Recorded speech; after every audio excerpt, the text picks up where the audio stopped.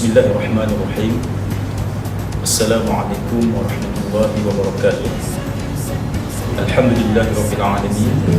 Wassalatu wassalamu ala asyrafil mursalin wa ala alihi wa ashabihi ajma'in. Pertama sekali saya ingin mengucapkan jutaan terima kasih kepada penonton setia kerana memberi peluang kepada saya untuk menghibahkan mengenai program Khatam Nusantara kali ini.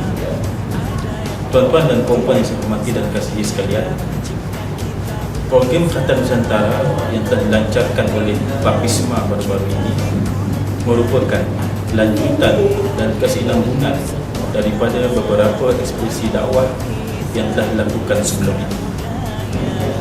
Berdasarkan pengalaman dan pengamatan sepanjang kita mengadakan ekspedisi ke luar negara, kita mendapati di sana terdapatnya keperluan dan tuntutan untuk kita mengadakan program khatam di tempat umat Islam yang memerlukan.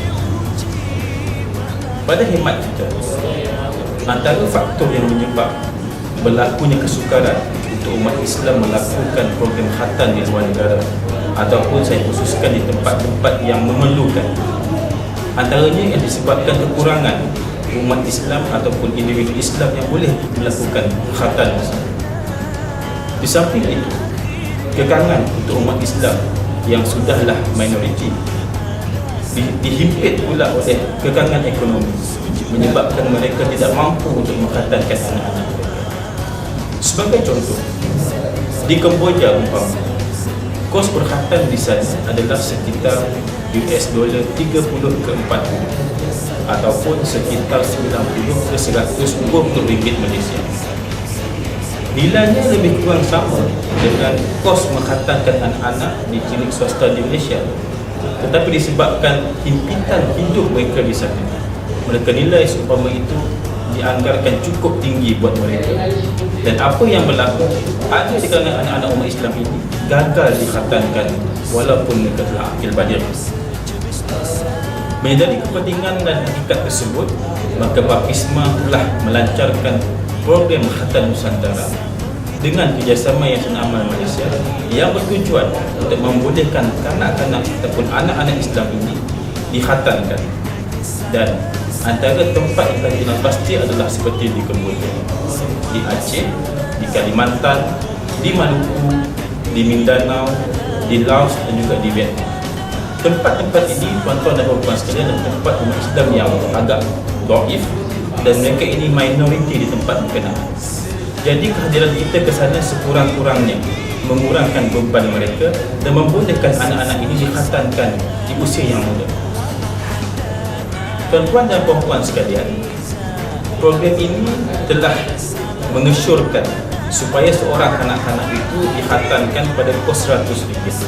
Maknanya kalau tuan-tuan dan puan-puan menyumbang RM100, tuan-tuan puan-puan telah menyumbang untuk mengkhatamkan seorang kanak-kanak.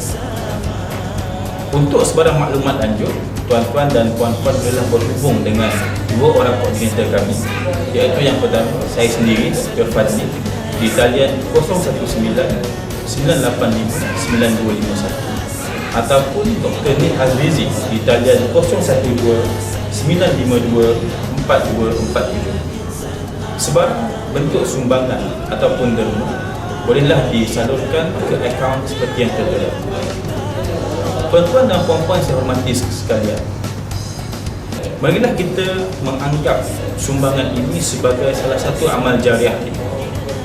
Saya ingin memetik sabda Nabi SAW yang bermaksud, apabila mati seorang anak Adam, maka terputuslah semua amalannya, melainkan tiga perkara, yakni doa anak yang soleh, ilmu yang bermanfaat dan juga amal jariah, yakni amal yang berdosa. Tuan-tuan dan puan-puan, cuba kita bayangkan kalau kita menyumbang untuk mengkhatamkan seorang kanak-kanak, dan kanak-kanak ini apabila beliau semakin besar, akil baligh dan beribadah kepada Allah Subhanahu wa taala, dan ibadahnya itu sah disebabkan beliau suci daripada hadas kecil, yang mana seperti kita sedia maklum, kebanyakan ibadah khusus dalam Islam ini memerlukan pengamal suci daripada hadas kecil. Jadi katakanlah seorang kanak-kanak ini yang kita sponsor untuk khatamkan melakukan ibadah, dan ibadah itu sah disebabkan dia tidak tidak ada padanya hadas kecil atas asbab kita menghatamkannya, maka kita berdoa moga-moga Allah Subhanahu Wa Taala bila Allah mengurniakan pahala kepada hamba-Nya tersebut, pada kanak-kanak tersebut, maka sampai kepada kita insya-Allah. Dan selagi mana kanak-kanak ini hidup beribadah kepada Allah Subhanahu Wa Taala, kita mengharapkan agar Allah menyampaikan juga pahala kepada kita atas asbab kita pernah menyumbang untuk menghatamkan kanak-kanak.